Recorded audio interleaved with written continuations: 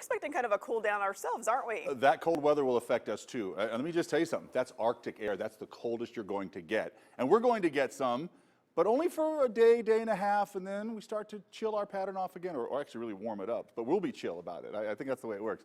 Either way, higher thin clouds rolling in. You'll see some increased cloudiness, and certainly ahead of a cold front that'll be coming through that'll transport in really that Arctic air, not polar air. Polar air is pretty cold, but Arctic air is the coldest stuff. You'll probably get some wind out of the bargain too, but it looks like computer models backing off of the big wind.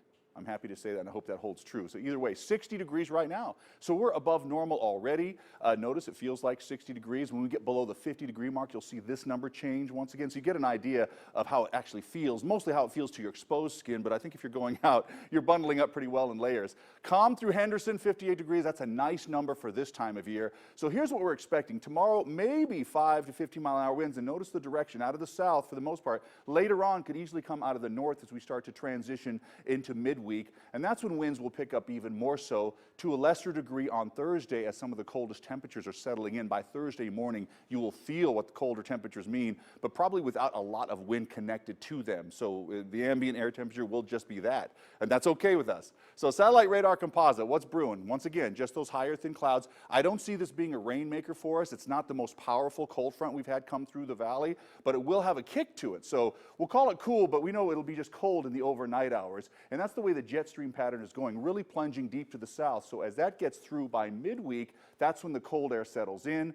And really without the wind to stir up that cold air at the surface, it will stay rather cold in the overnight hours. But then here's what happens, very interesting pattern. We get a cold blast, but then things start to level out. Our calmer flow starts to appear, and then we just enjoy 60s once again. So yes, it's a cold snap, but that snap is a quick snap through the valley. It might not last. Not a cold pattern. You notice the jet stream flattens out pretty well, so anytime it does that, storms just kind of move from west to east overhead, high overhead, and really we don't get to see them much, so we'll just stay pretty mild. It'd be nice to see these kind of mild numbers stick around, even though we've had some very warm months of late. So tomorrow, still talking 60s. That front doesn't get through here till later on, so don't think it's going to cool down the afternoon hours. It's really into Tuesday night, into Wednesday. That's when we'll start to see things change for us.